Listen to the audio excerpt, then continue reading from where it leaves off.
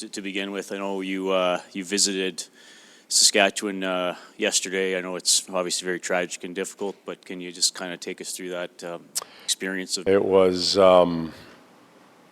this is going to sound very strange, but it was rewarding to go and be able to spend time with that group. And when I say that group, there's a lot of focus on obviously the victims and the players that are in the hospital right now, but the group is immensely or much bigger than we can imagine. I never considered Billett's and Billett's families and the extended family there, grandma's, grandpa's, girlfriends that are sitting there, cousins. The hospital was full of those people that were affected by it. The day was full of emotions from every possible range, from pure mourning to actually some joy in the day.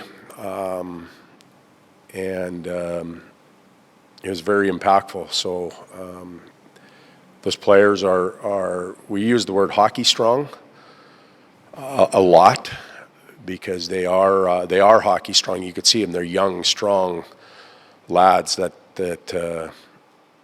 are they're hockey strong. They need to be hockey strong right now, and they'll fight through it. But as I mentioned earlier, the amount of support that has poured in is overwhelming, and as the days go on, it will likely diminish. But that's when they're going to need it the most. So the emergency responders, the people that I met yesterday, they're preparing for that. They're preparing for a week from now, 10 days from now, a month, a year from now. And they're tremendous people too. They don't get talked about enough. One thing that I recognized in that situation as well is that it's the Humboldt Broncos. They play in the Saskatchewan Junior League. It's a men's or a male league. There was a female on that bus, a female trainer. And everybody asked me, how are the boys doing? How are the guys doing? Are they good? Do they need anything? She was a big part of that team too, and she's in the hospital. And as used the male term, they kind of leave her out, and I want to bring her back into the team environment. She meant a lot to that team and does mean a lot to that community. So, and she's going through what all those other players are going through as well. So, I believe her name was Dana, or is Dana, and I may be wrong. I met so many people yesterday, but you guys can correct me if I am wrong. And but it was a rewarding day in that. Both the Oilers and the Flames, the upper management from ownership down were very supportive of both Glenn and I going, and we're very thankful. We were lucky enough, a friend of mine, Dave Boucher, offered his jet, donated that time, and we were able to get in and out and do the things that we needed to do. So it's amazing how much emotion takes out of an individual. I felt tired last night, but just looking at the families and what they're going through, they're going to need some help. Sorry, I'm rambling. Todd, now for your team, obviously it wasn't a good season. If you go back and just kind of recap the year, is it too simple to say just the bad start you were just never able to recover from as a group? I think that's too simple. We've got to dig deeper. We're going to dig deeper. We're going to turn over a lot of stones. We're going to look at individuals. And now when I say that, it's top down. There's people above me that have to evaluate situations, and they are, and they will. When I talk about what we're going to do, it's usually from Peter and I on down, and we're going to turn everything over. We're going to look at individuals, their performances, why they were really good, why they weren't, what impact did we as the coaching staff have on that, how can we help them. Then we'll look at them as individuals, how did they manage themselves, what could they change, what recommendations would we give them, what will they give us. excuse me, and we'll work on those things together. Then we'll put pieces together. We'll look at pairs and lines and combinations of players. We'll look at systematic play, specialty teams, approaches to practice, tempo in practice, drill selection. There's a whole gamut of review that has to be done. We'll look at where the game is going, what we need to do to play the way the game is going to have success. So we've got work ahead of us. Todd, a couple of months ago, you talked about expectations, that they were really high externally. And I think you mentioned Vegas, that it was low expectations and they were performing at a really high level. And the expectations here externally were really high and the team didn't perform as well. How do you go into next season in terms of expectations? Keeping the external stuff maybe outside of it, but internally, how do you set expectations for next year? Well, I'm going to go all the way back to our team meeting last year. We lost in Game 7 in Anaheim. We flew back. We met the next day, and there was a good feeling around the group. But in that team meeting, we tried to turn the page already to the next year and get the players to begin to think that they're back at the start line. They just finished running the marathon. They collapsed. They're tired.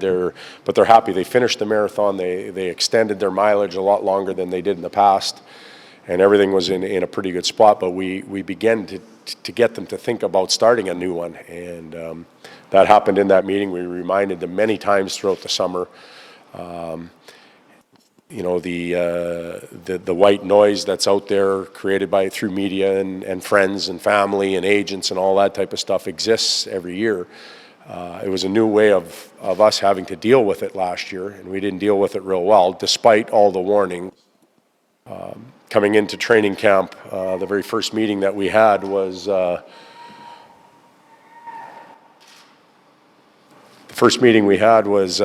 where we readdressed it. I thought going into training camp we worked, but we still had that left shoulder, right shoulder, who are we listening to thing going on. For me, the biggest battle was after the first game against Calgary. We played well. In fact, flying with Glenn Gullinson yesterday, he thought that was one of the toughest games they played all year. We took some real gratification, if you will, in that game. And then I think we only played 2 games for the next 10 days, and that was the period where I believe it got away on us a little bit. And, you can't turn back time. We never did get through it. And when you don't perform well enough, you begin to look at reasons why, and expectations come up. We just didn't play well enough this year. We didn't get enough out of the coaching staff, the head coach, the coaching staff, the players, and when you have a year like that, you end up where we did. Last year we got more than we could out of the team, and we ended up at an upper level, so we're somewhere in between. Todd, you talk often about your team not being made for today's NHL in terms of being fast, and it's not necessarily how you skate but how you think. In reflection, the season's over. Does your team play like today's NHL teams have to play? Well, I've never talked about our team not being made the way we need to be played. Never once have I brought that up. I've talked about elements that our team needs to do better, and that would be pace. There's a very good chance we are built the right way with the players that we have. It's just getting them to do it, and there's no doubt that the teams in the league that are having success now play at a very high pace. But I've said numerous times throughout the year, that's not just skating. And when you have 22, 23 to 30-year-old players, some of them are at the max that they're going to get to. They can go to skating school all they want over the summer. They're only going to play at a certain pace or speed through their legs. The pace of the game is going to come through their passing skills, their receiving skills, their anticipation skills, their confidence level, the ability that their teammate has to do to deliver the puck at the right time. So it's not just putting the skates on and let's skate faster, it's executing faster, it's reading quicker. Our team has to get better at that. And the pieces may very, very well be in there. We have to challenge them and approach it a certain way to get more out of them. Todd, yesterday a lot of the players spoke about what they felt they didn't do well individually, they want to work on individually. As a coaching staff, what do you take back, and when you look at a coaching staff, you've done it every year, what are you looking for to say, okay, we didn't excel in this area as a coach, or we did there? How do you break it down? What do you look for, faults or negatives from a coaching staff perspective? When you have experience, and this is why sometimes experience is important, we've been in the league now for a lot of years, and you review.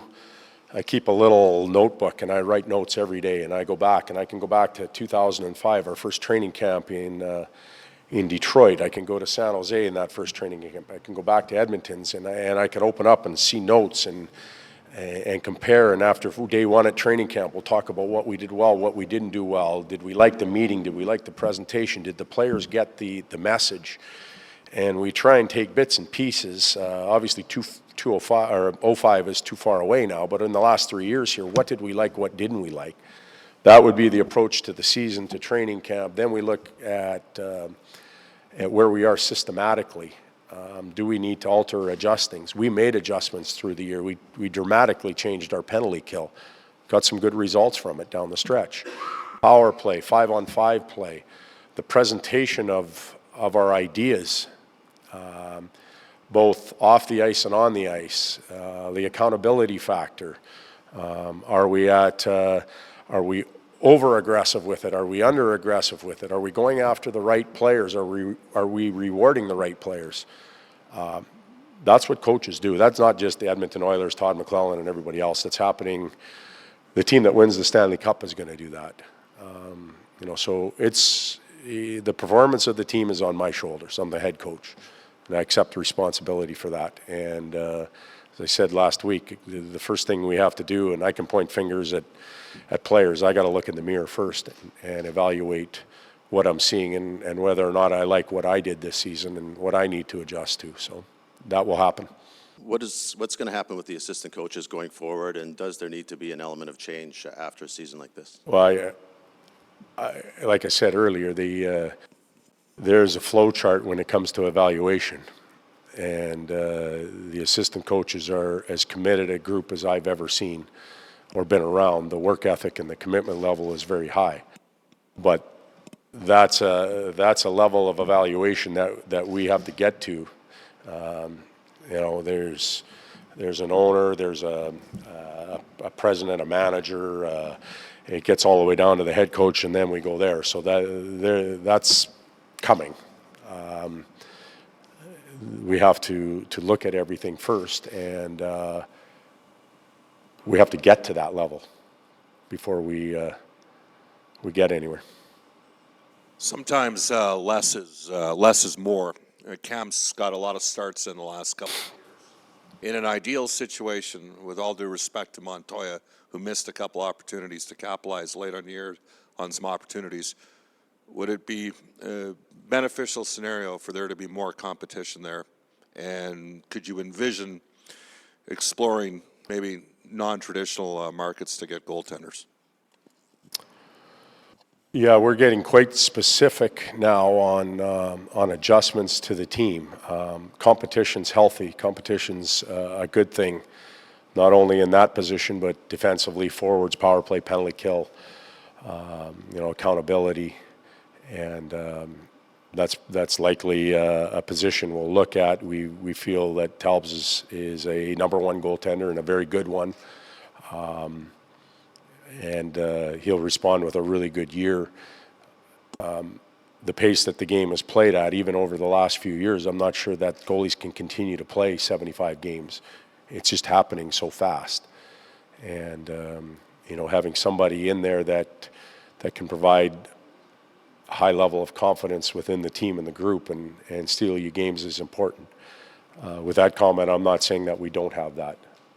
I think Al went in and played tremendously, especially when he was called out of the bullpen. He played better in those situations, in my opinion, than the starts, and a lot of times that's a backup's role. LB was thrown to the wolves early in the year when Cam got injured. That wasn't the plan. It wasn't to have him play extended amount of games and take that pressure on that team, the team's pressure, but that's how it happens sometimes. A lot of teams are built that way, where they have a dominant starter and a very young backup. Some of that is ramifications of the salary cap. Would you have been in this position out of the playoffs if your special teams were just even average and not at the bottom of the... I can't answer that question. It obviously would have helped us immensely to be strong in both areas.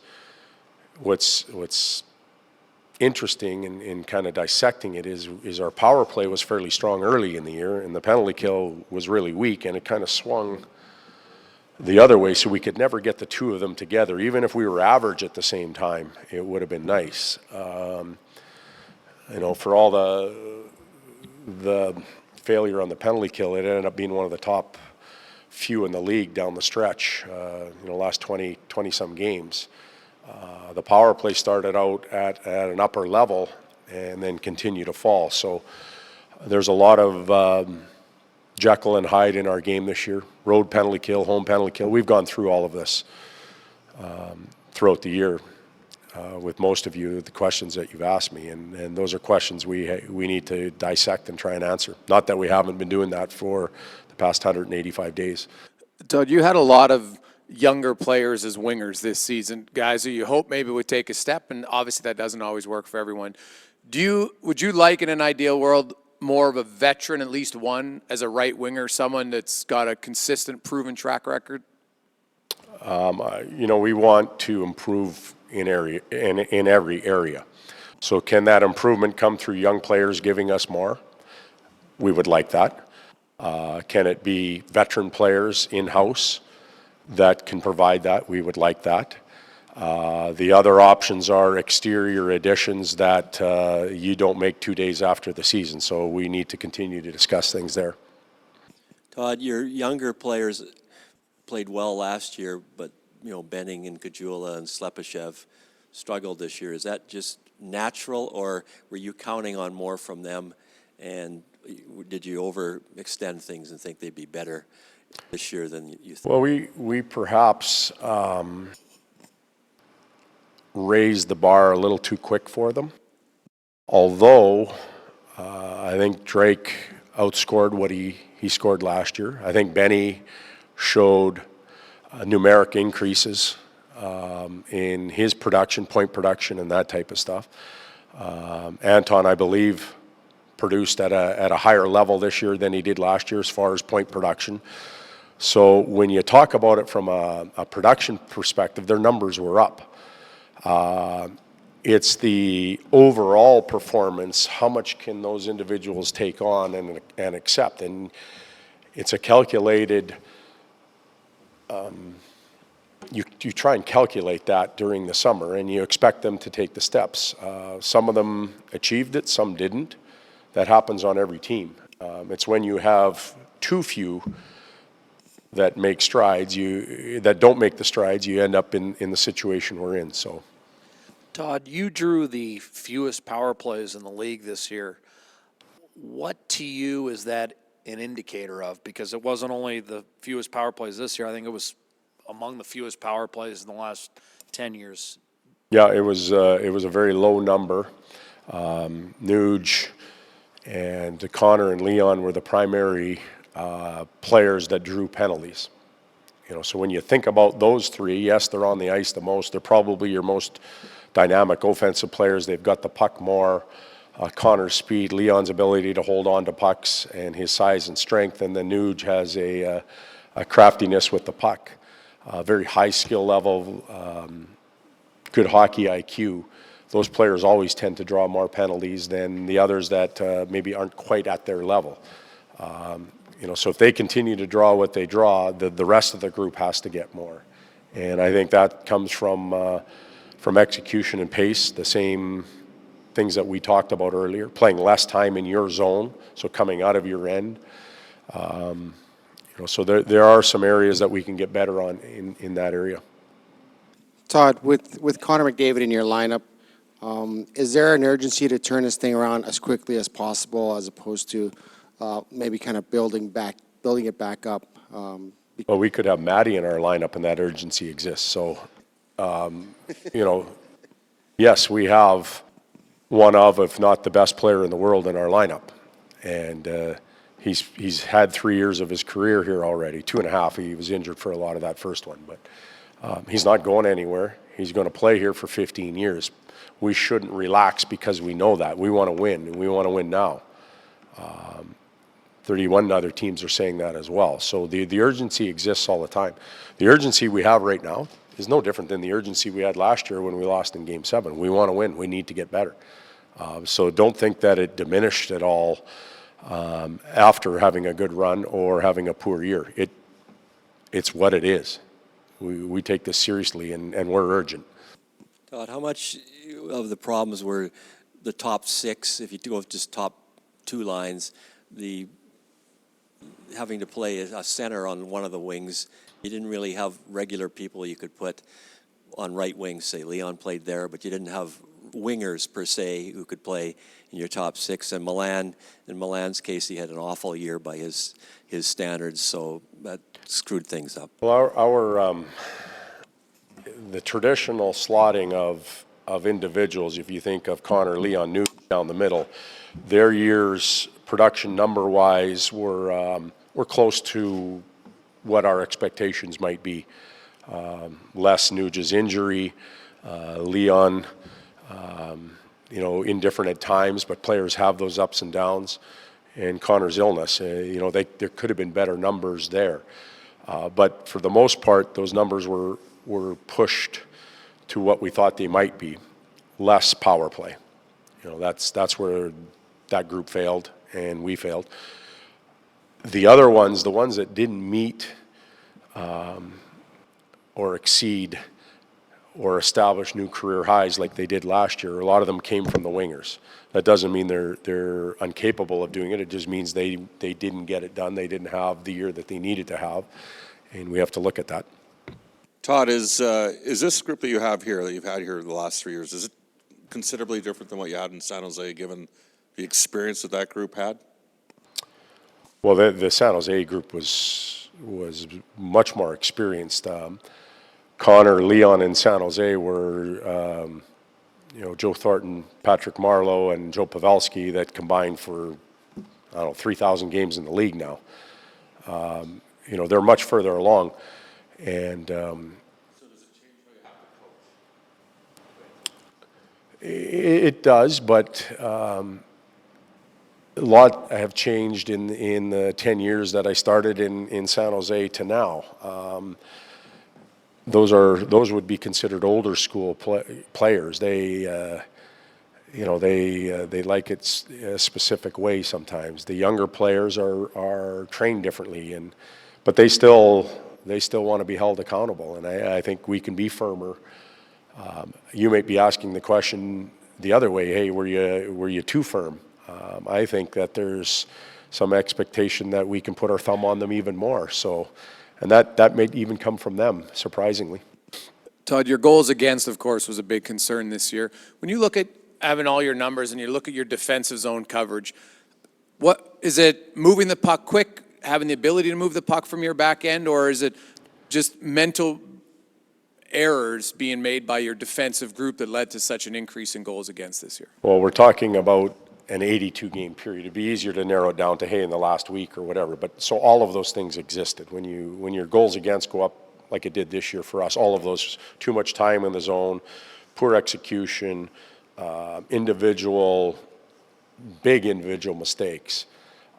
But our group has to commit to a higher level coming out of the offensive zone and getting back to our zone and accepting that you're not always on offense. There's a huge part of the game defending. And when we talk about defensive play, a lot of times you talk about Cam and the 6 defensemen. The other 12 are really, really important in defending, and we have to get better there. Good. Yeah, you know what? You guys, thanks for your cooperation throughout the year. It's never easy. and I don't always like giving the injury report, but I know you got to ask the question, right, Matty?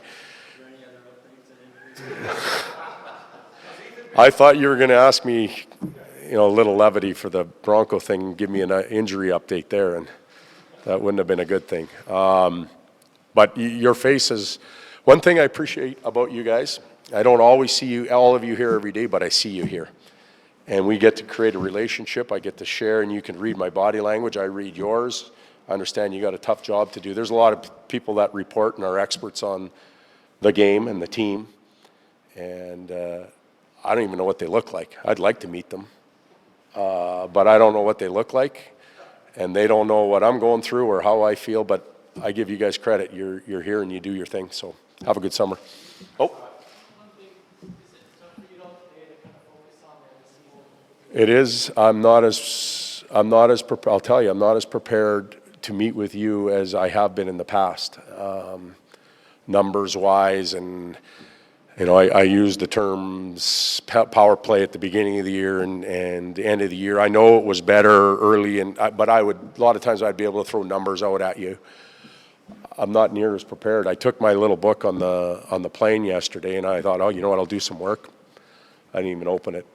I had no interest in doing that. My mind was somewhere else, and so yeah, it's a good question. I'm not near as prepared to meet with you today as I would have been in the past, but it's something that needed to be done, and I'm glad I went.